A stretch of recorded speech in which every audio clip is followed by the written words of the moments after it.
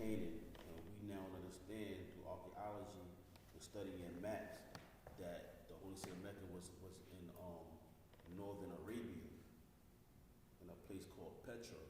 And when you do the knowledge to Petra, you understand that the Ebionites was one of the places that they was there that influenced Muhammad. So now you have what they call religious mythology, and then you got history. And sometimes people don't know how to separate the two. Like when you study when you read about Holy Quran, according to Islamic mythology, that Muhammad received the Quran from the angel Gabriel in a mountain of light. Mm-hmm. But when you do with the historical context, you know that Muhammad actually learned from the hadith that was in that cave, and that cave was actually a school. But we're gonna go into some of the religious perspective first, and then we're gonna go into historical context. Because, you know, me being born a Muslim, I never was a Christian. And I'm a third generation Muslim. My grandfather was Muslim, my father was Muslim. My father was a follower of the Honorable Elijah Muhammad, very influenced by the nation of gods on earth. And my grandfather was a student of Sheikh Dawood, Faisal Bey. So Islam been, you know, in my family for a long time. And but you know, as I did my studies, we cannot be dogmatic and religiously dogmatic. Like me and my father got into a debate the other day on the phone. I had a big discussion about Yaqub and everything, and I'm trying to tell him that Yaqub is not a real person, but it's a concept that exists amongst the people. So it was kind of like, you know, he old school, so it was like he wasn't feeling that a little bit, but you know, he was going back and forth. But do anybody know where you could reference the Holy Quran in the Bible? See, this is something we gotta know. Brother Jason, can you give me Isaiah chapter 29, verse 11 to 12? And you could give me Isaiah chapter 40, verse 5 to 6.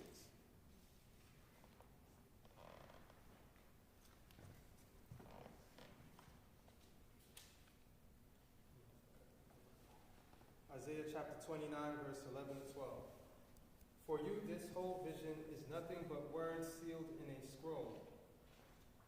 And if you give the scroll to someone who can read, and say to him, read this, please, he will answer, I can't.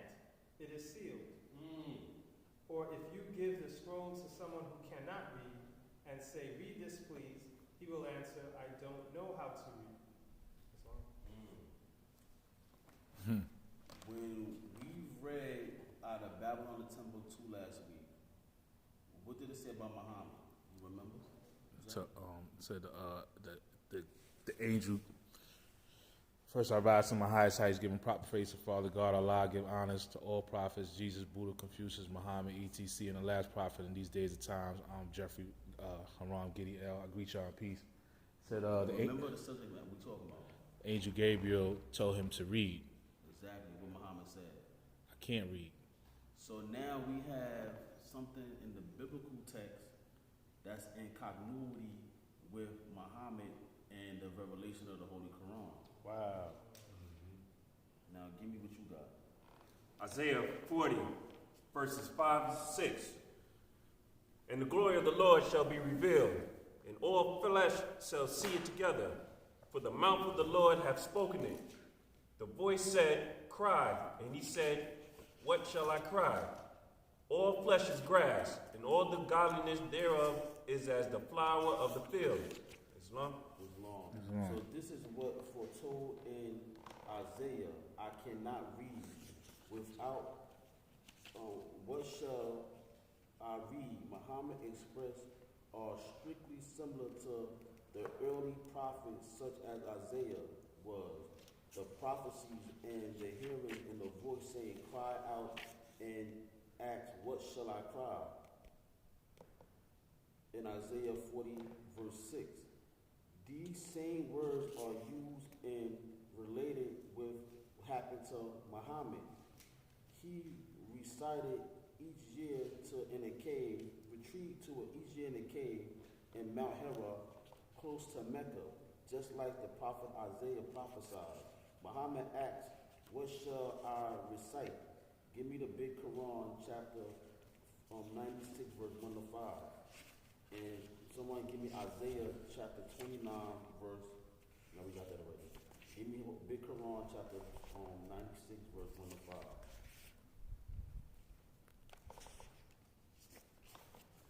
So now, Moors, because there'll be a lot of those who say that the Quran is not mentioned in the Bible, but we see that it is a similarity that takes place with the prophet Isaiah and the prophet Muhammad.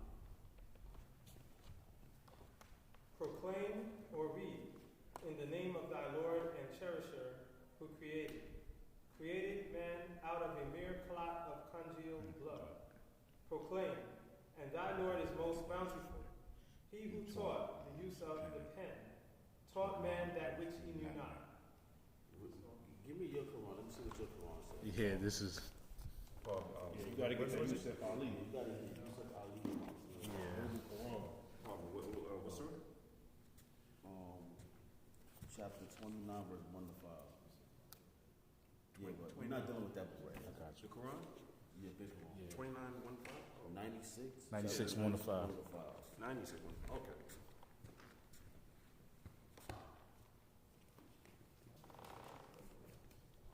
Surah 95, Surah 1 to 5.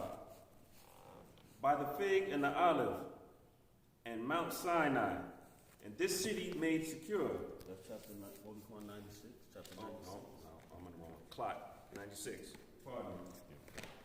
Read in the name of thy Lord who creates. Okay, that's what we want to hear. Creates man from a clot.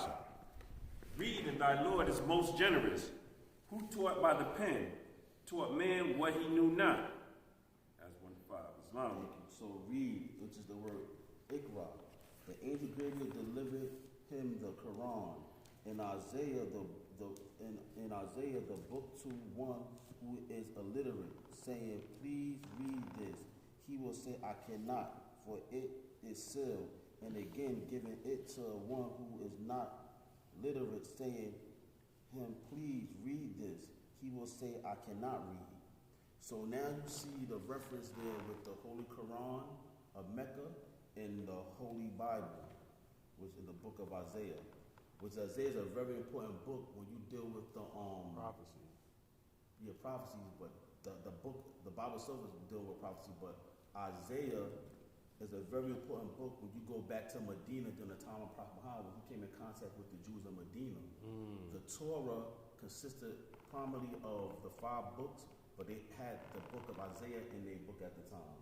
And when you read some hadiths, when Muhammad's companions was asked about the Torah, they would recite from the book of Isaiah. They would recite from the book of Isaiah. Islam. Islam. So, I want to ask you, Moors, is both books, Bible and Quran, tampered with? Or are they not? Or is the Quran pure and has not been tampered with? Yeah, you know they both been tampered with. You know, this is something very taboo to say as a Muslim. To say that the Quran of Mecca is tampered with is something that's not very popular amongst the Islamic community. Islam? But I will concur with you.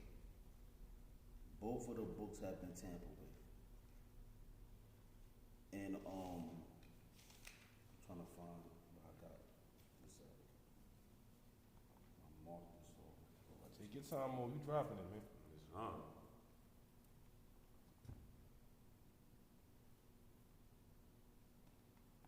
Anybody need any clarity while I look for this? Now, I would just say that reference that you gave out of the book of Isaiah was right on the money in terms of, like, you couldn't even associate anybody with the Abrahamic faith that would fit a description more accurate than that particular verse you gave. It's gonna definitely be those who will contest against it, but what we saying that it's similarities between Isaiah and Muhammad. So that word similarity, when you get into a dialogue or some type of discussion, maybe a debate, when you use the word similarities, it take a lot away from argument because we never could deny that it was similarities. Right. You know what I'm saying? So when you're dealing with that particular aspect, you want to always use the word that is similarities between that particular verse and the Quran of Mecca. So I'm just go to another part right now. I get back to what I want to get back to. So give me the big Quran, chapter 21, verse 107. Now, we know here that, like I said, I was born Islamic, raised in Nation Islam, but me growing up in Brooklyn, I was heavily influenced by a group called the Ansar Allah Community, or the Nubian Islamic Hebrews. And I never became a member of that particular group, but they were so influential in Brooklyn at that time, and my father living in Bushwick, I came in contact with a lot, and I was able to read a lot of literature, so I always accepted that we as Muslims but still had our Hebrew connection to B'nai Israel and the children of Israel and the Torah. So this is why I propagate Islam but upholding and adhering to the Torah. And some people that used to be had problems with that. But I always showed and proved through the scriptures that they both are in continuity with one another when you both understand the two. Islam. So give me what you got. Said verse 107. Yeah. We sent thee not, but as a mercy for all creatures. So this is talking about Muhammad. Muhammad was sent as a mercy to the world. Now the Torah, which is in Arabic the Torah, which is Tawrat, the Holy Quran makes it clear that Allah sent the Torah to the Israelites. Give me the big Quran chapter 3, verse 3, and give me big Quran chapter 45, verse 16. So the Torah was sent to B'nai Israel. You got it? It is he who sent down to thee step by step, in truth, the book confirming what went before it, and he sent down the law of Moses and the gospel of Jesus. So here the Quran of Mecca is saying that the book that came before the Quran of Mecca, which was the Torah, which was instructions of the Lord, and the Gospels was the Injil. Now, I was watching debates with a lot of brothers who was debating, a lot of our Hebrew brothers, about the Gospels. And a lot of Muslim brothers don't know that the Gospels are not talking about the four Gospels of Mark, Luke, John, and James, and so not James, but the four Gospels. Matthews, and so forth. It's talking about the book of Revelation. The term Injil is not singular. It's not plural. It's singular. It's talking about a particular book. It's talking about the 22 books that were sent to Jesus, because what it says in the book of Revelation that it was revealed. So it was a divine book. When you're dealing with theology, that book came down and was contributed to Jesus the Christ or the Messiah. So that book would be the Gospels. The four Gospels are not the Gospels. Those books are just books that are hadiths. Those are hearsay. Those are just what they say that Jesus said. But John the Revelator got a revelation because it was revealed to him. It is a divine book, just like the Torah that came from Yahuwah Allah to the prophet Moses. When you're dealing on a theology level, what you got? Surah 45, verse 16. And certainly we gave the children of Israel the book and judgment and prophethood, and provided them with good things, and made them excel the nations. So you see that the Torah was given to Bnei Israel, the children of Israel. It is describing as a light and a warner to the God-fearing people.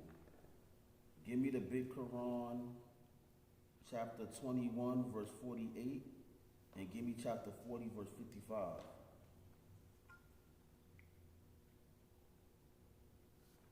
Where we get it first? In the past, we granted to Moses and Aaron the criterion for judgment, and a light and a message for those who would do right. What surah ayah was that? This is Surah 21, Ayat 48. Thank you, Mazel. Surah means chapter, ayah means verse. Degree, sign. Oh, Surah 40, Ayat 55. So be patient. Surely the promise of Allah is true. 54. Excuse me. Ayat 54. A guidance and a reminder for men of understanding. Islam. So the Torah is a guidance and a light for men understanding, a guide and a mercy. The Holy Quran claims that after Moses, the Torah was inherited by the later prophets of Israel, who judged the people according to its law. Give me the Holy Quran, Big Quran, chapter 5, verse 44. So what are we getting? If the Big Quran of Mecca is referring to the Torah in such a great way and a great light, should Muslims reject the Torah? No. Nope. What you got? Chapter 5, verse 44. It was we who revealed the law to Moses. Give me the Holy Quran. Therein 66, verse 12. was guidance and light. By its standard have been judged the Jews by the prophets who bowed, as in Islam, to Allah's will by the rabbis. Wait a minute, we gotta read that again. Read this, like, y'all gotta hear what, like, don't just have videotape. Like, listen to what this is saying. This is deep. Like, listen to what this is saying. Read it again, more. It was we who revealed the law to Moses. Therein was guidance and light. Let me ask you one question. Who is we? When they talk about we in the Quran, usually they refer to, or they say, children of the book. No. This is in your 101s. When you're dealing with the last questions. Who was Elohim? This is the Elohim. Let us make man in our image, all that. Keep on going. Therein was guidance and light. By its standard have been judged the Jews by the prophets who bowed, as in Islam, to Allah's will by the rabbis and the doctors of law. For to them was entrusted the protection of Allah's book, and they were witnesses thereto. Therefore, fear not men, but fear me, and sell not my signs for a miserable price. If any do fail to judge by the light of what Allah hath revealed, they are no better than unbelievers. So the Quran of Mecca is telling you, that's why in the Moorish Empire, the Jews were able to govern themselves according to their book. Because the Quran says that they have to, who judge the people according to its law. They had to be judged according to their law, which was the Torah. That's why the Moorish Empire, Jews or Israelites exist, and they was able to govern themselves according to the Torah. The Quran of Mecca is not against the Torah. That's a fact. And this is why the Orthodox Muslims and Sunnis and stuff like that, when they get into discussions with Israelites or Christians, because they don't study the Torah or the Gospels, they cannot combat what they are saying. Because you're missing a great part of the history if you don't study the Torah. Give me what you got, more. Surah 66, Ayat 12. And Mary, the daughter of Amram, who guarded her chastity, so we breathed into him of our inspiration, and she accepted the truth of the words of her Lord and his books, and she was of the obedient ones. Of the Lord and his books. What is the Lord's books during the time of Mary? It was the Torah. So Mary, the mother of Jesus, is commanded to believe in the Torah. So you ask yourself, if the Torah is tampered with, why is the Quran emphasizing for the children of Israel and the prophet Jesus' mother to read the Torah, and the Torah of God, and the Torah is tampered with? Mm-hmm. Good point.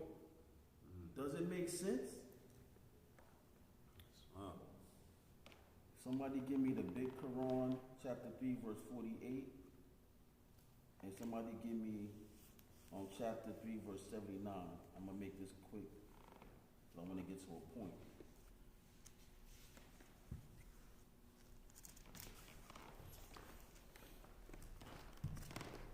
Surah 3, Ayat 48. And Allah will teach him the book and wisdom, the law and the gospel. So again, Jesus is going to be taught the book, the wisdom, the law, and the gospel, emphasizing the Torah. So are we wrong Muslims when we go to and adhere to the high holy days that's mentioned in the Torah? Nope. Are we wrong because we wear beards according to the Torah? Nope. No. Are we wrong if we wear fringes according to the Torah? Nope. Nope. We are the real Nazarenes Islam. that the Prophet talks about in the Moorish Quran. Give me what you got, more. Surah 3, Ayat 78. And there is certainly a party of them who lie about the book, that you may consider it to be part of the book, while it is not part of the book. And they say it is from Allah, while it is not from Allah. And they forge a lie against Allah, while they know. Islam. Now, this is what Muslims want to use to say that the Torah is tampered with. Let me ask you a question. You have to know when this surah was revealed, and did Prophet Muhammad go around the world? No, He was confined to a small place. So if he's talking to the Jews that's in Medina, is he talking to is he referring to all the Torahs that was other places? No. No. Did he have access to the other Torahs? No. That means that the Torah he referring to is talking about the Torah that was in Medina, but the Torah that was in Jerusalem was preserved by the Levitical priests. Islam. So all the Torahs around the world was not tampered with. Muhammad didn't have access to all the Torahs around the world. He only had access to the Jews that was in Medina that had the Torah at that time. Islam. Working. Islam? Islam. Can I ask a question? Like with that Torah, right? Like,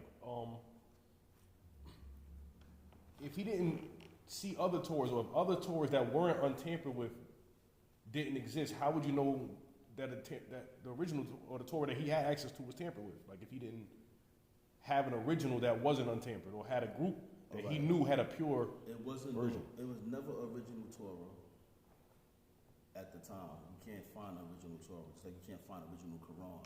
It's only copies. Now, he's talking to the Jews that's in Medina. That when you read further in the Quran, it tells you that there were some Jews that was illiterate, that they was not able to read the Torah. So what they did, they just made up stuff as they go along. He talks about that. He talks about there were some Israelites or Jews that knew the Torah, some that changed the words, and some that was not able to read, and they made it as they go. So this is when he came in contact. Remember, he was a merchant. He came in contact with other Jews. But at this time, when this was revealed in Medina, he's talking about the Jews in Medina. So when Muslims want to say that the Torah is tampered with or been changed, but Muhammad was only in Medina when he made this verse. You understand? Yeah. When you read, when we read the Babylon Temple 2, it says in the book, La ilaha illa Muhammad Rasulullah. There's no God but Allah, Muhammad is the messenger. You cannot find that nowhere in the Holy Quran of Mecca, those sayings together. Those are two different chapters and verses that the Muslims put together. And when you put Muhammad's name with Allah's name, now you associating partners with Allah. The original Muslims never added Muhammad's name to it. They say La ilaha illallah. They didn't add Muhammad's name to it. It was later down the line when the Persian and Arabs began to tamper with the Quran, they began to add Muhammad's name to it. Or if you're going to say La ilaha illallah, there's no prophets but the prophets. You wouldn't add all the prophets because you make no distinction between the prophets.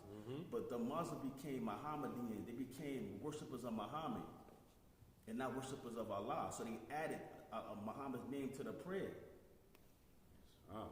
Work is You cannot find those two sayings together in the Quran of Mecca.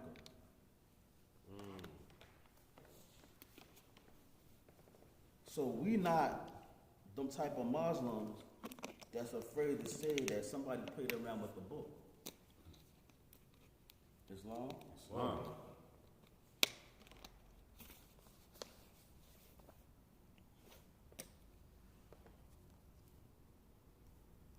Give me the Big Quran, chapter 2, verse 44, and give me chapter 7, verse 169.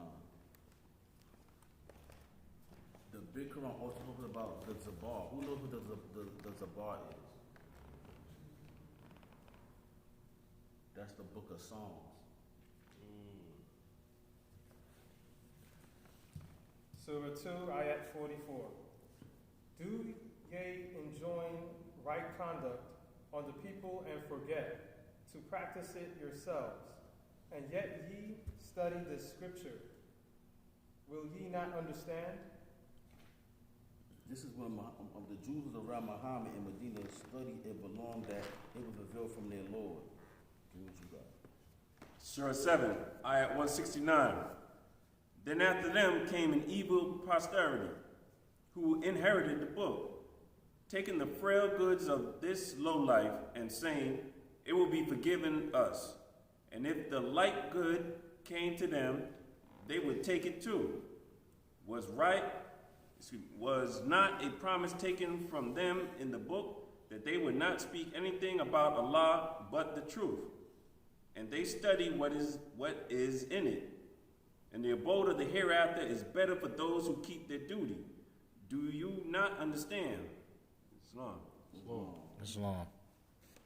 So we know about this above, which is the book of Psalms. Give me the Holy Quran of Mecca, chapter 4, 163, and give me 17, verse 55. 163? Yeah, chapter 4, verse 163. So we see that the Torah is mentioned, the Gospels is mentioned, and now the book of Psalms is mentioned. Wait, you repeat that? I don't think you heard me. Now we see that the Holy Quran, in the Holy Quran, the Torah is mentioned, the Gospels, which is the Injil, which is the book of Revelations, and now we read that the book of Psalms is mentioned in the Holy Quran of Mecca.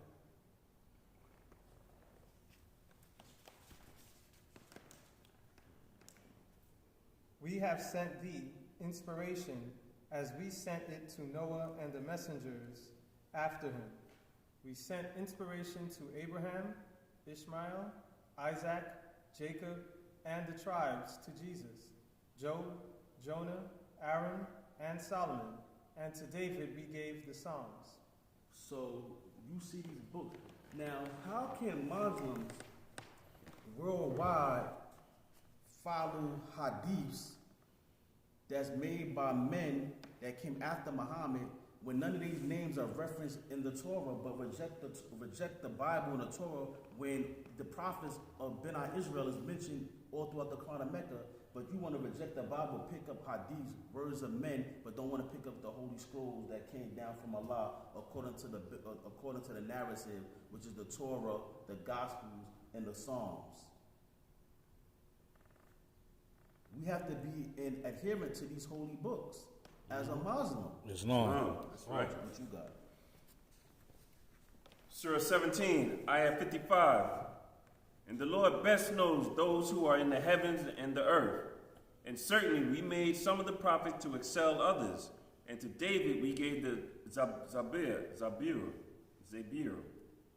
sure if I'm saying it right. Islam. Yeah, which is Psalms. Psalms. And if y'all Moors do y'all knowledge, the book of Psalms is mentioned in the Surah 7 Quran. Islam. It is. When Jesus went to go meditate, he read the Psalms. Islam. That's right. Now I'm about to give you a jewel and another jewel, and I'm going to end it. This is how you know that Muhammad was very learned from these Nazarenes, these Ebionites. Give me the Holy Quran, Big Quran, chapter 21, verse 105, and you give me Psalms, chapter 20, 37, verse 29. Now I want you to listen to this real close. Whoever get it first.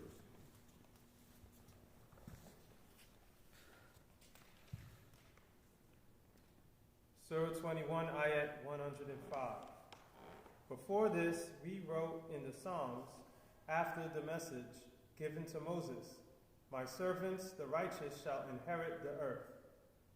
Say that part again. My servants, the righteous, shall inherit the earth. What you got, more? Wow.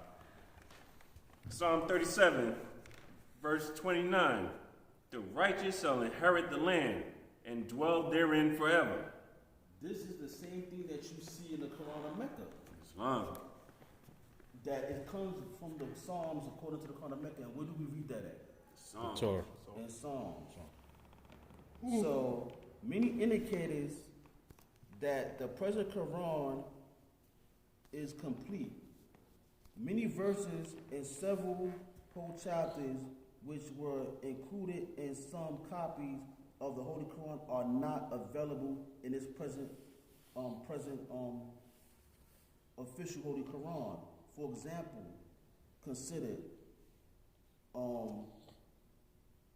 the Ubas Ibn Kaaba.